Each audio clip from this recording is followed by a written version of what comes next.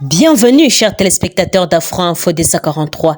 Le nouveau commandant de l'EAC ordonne au contingent d'opérer conformément à l'accord sur le statut de la force et aux règles. Il demande aux troupes de continuer de revoir les tactiques conformément à la dynamique des changements de la mission afin de rester efficaces dans les efforts de la paix et de la stabilité.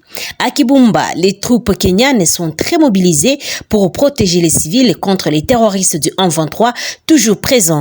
Et si nous estimons que le mandat n'est pas rempli, je crois que nous allons décider de raccompagner ce contingent avec honneur, avait déclaré le président Tshisekedi. Sachez que le mandat s'achève en juin 2023. Les 4 leaders de l'opposition ont dénoncé avec la dernière énergie la répression brutale de leurs manifestations de ce samedi 20 mai par la police nationale congolaise à Kinshasa, la capitale. Dans une conférence de presse tenue quelques heures après l'étouffement de leur marche par la police, Katumbi, Fayulu, Matata, Sesanga ont de nouveau annoncé une nouvelle marche la semaine. Et celle-ci se tiendra le jeudi de la semaine prochaine et sera couplée au sit-in devant les sièges de la Commission électorale nationale indépendante sur le boulevard du 30 juin. L'opposition congolaise dénonce la vie chère au pays, l'insécurité à l'est du pays et le processus électoral chaotique. Le président Félix Tshisekedi a décidé de renégocier les contrats chinois signés en 2008 sous l'ex-président Joseph Kabila par la République démocratique du Congo et un groupement d'entreprises chinoises accordant les avantages inconsidérés aux Chinois au détriment des Congolais, a-t-on appris vendredi du gouvernement congolais. Le chef de l'État a fait cette annonce au Conseil des ministres après le dépôt de conclusions formulées par une équipe de travail chargée d'évaluer la mise en œuvre de la convention des collaborations entre la RDC et les groupements d'entreprises chinoises signée par le régime de l'ancien président. Après que l'équipe du travail a déposé ses conclusions, ce qui permet de lancer dans les prochains jours des discussions avec nos partenaires chinois, a déclaré le porte-parole du gouvernement Patrick Muyaya qui faisait les comptes rendus de la 99e réunion du gouvernement à la télévision d'État. L'objectif visé est de consolider et d'élargir davantage la coopération sino-congolaise en s'appuyant sur des bases saines garantissant les principes du respect mutuel, d'équité et de transparence profitable à la fois au peuple congolais et au peuple chinois, a expliqué le ministre Muyaya. Le président Tshisekedi a instruit les ministres concernés pour les négociations prochaines de l'avenant à la convention des collaborations, à l'occurrence le ministre d'État, ministre des infrastructures et celui de budget, ministre des finances et des mines, ainsi que le cabinet présidentiel. Tout membre du comité stratégique constitue à cet effet de convenir et d'organiser avec la partie chinoise dans un bref délai l'agenda de discussion de la signature finale du futur avenant. D'après le ministre de la Communication et des Médias, le comité stratégique sera appuyé dans ses tâches par l'expertise de la Générale des carrières et des mines GECAMINE SA, de l'Inspection générale des finances IGF et de l'Agence de pilotage, des coordinations et des suivis des conventions des collaborations signées entre la RDC et les partenaires privés et l'initiative pour la transparence des industries extractive. Autre chose, les dirigeants du G7, Forum des 7 économies avancées du monde, Allemagne, Canada, USA, France, Italie, Japon, Royaume-Uni et l'Union européenne, réunis en sommet annuel à Hiroshima, ont réaffirmé leur attachement à la souveraineté et l'intégrité territoriale de la RDC, alors que les terroristes du 1-23 soutenus par le Rwanda poursuivent leur offensive dans la province du Nord Kivu. Sanctionné par les États-Unis, le 1-23 occupe encore quelques localités dans l'est de la RDC avec l'appui de l'armée rwandaise. Une situation qui a tendu les relations entre Kinshasa et Kigali. Et dans leur déclaration, les dirigeants du G7 ont condamné l'avancée de ce mouvement qualifié de terroriste par les gouvernements congolais.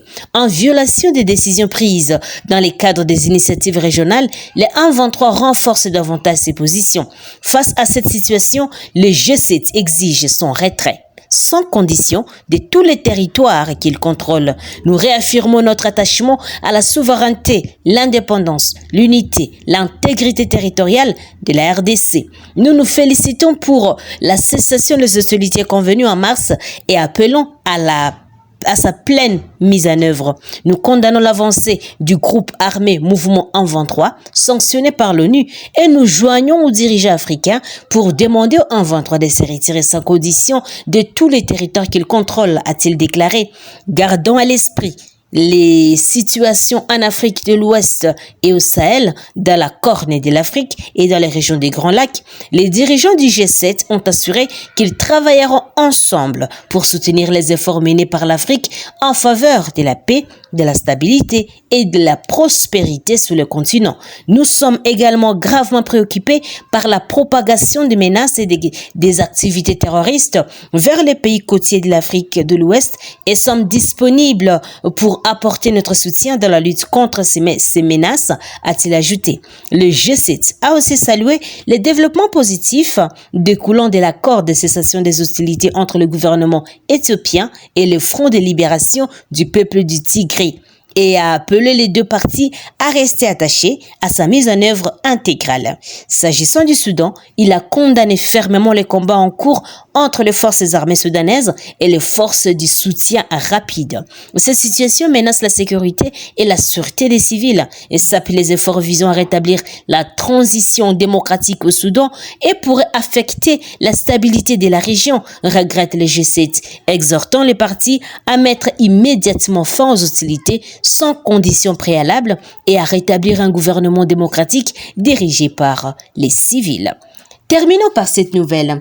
13 personnes ont été tuées et plusieurs autres portées disparues lors des attaques vendredi 18 mai des terroristes des rebelles ADF dans plusieurs agglomérations de la chefferie de Walese-Vonkoutou au sud du territoire du Roumu. Nous sommes en province de l'Ituri. Selon des sources locales, la plupart des victimes, dont certaines se rendaient dans leurs champs, ont été tuées à l'arme blanche et leurs maisons incendiées. 3 attaques successives des rebelles ADF contre la population civile, dont la plupart sont des agriculteurs, ont été signalées dans la nuit du jeudi à vendredi dans plusieurs entités de la chefferie de Walese-Vonkoutou à l'ouest de la route nationale numéro 4, et ces rebelles ont surpris les habitants dans leur sommeil en tirant plusieurs coups de feu. Il s'agit notamment des villages suivants: Otomaber, Apakolu Doudouanze, Mafifi, Loya et Mambedou. Les bilans avancés par la société civile et locale fait état des 13 personnes tuées et 3 à Bavnasoura, 2 à Sessa sur les tronçons commande à Luna, 8 à Mungamba, dont un enfant tué dans les champs de cacao de ses parents. Plusieurs biens, dont les marchandises et une moto, ont été incendiés, indique Dieudonné Malangay, qui est le coordonnateur de cette structure citoyenne. Selon lui, les bilans pourraient être revus à la hausse car plusieurs habitants des villages Mambedou et Loya sont toujours en fuite. Et la société civile locale et l'Organisation de défense des droits humains, CRDH, déplorent la quasi-absence des opérations conjointes FARDC-UPDF dans la traque des rebelles dans cette zone. Contacté par Radio Kapi, le porte-parole de ces opérations n'a pas voulu faire des commentaires à ce sujet. Mesdames et messieurs, merci à vous de nous avoir suivis jusqu'à la fin. N'oubliez pas de vous abonner, d'activer la petite cloche des notifications pour recevoir nos informations à temps réel. Je suis Santi Chesenga depuis la province de l'Ituri pour Afro Info des 143. Portez-vous bien.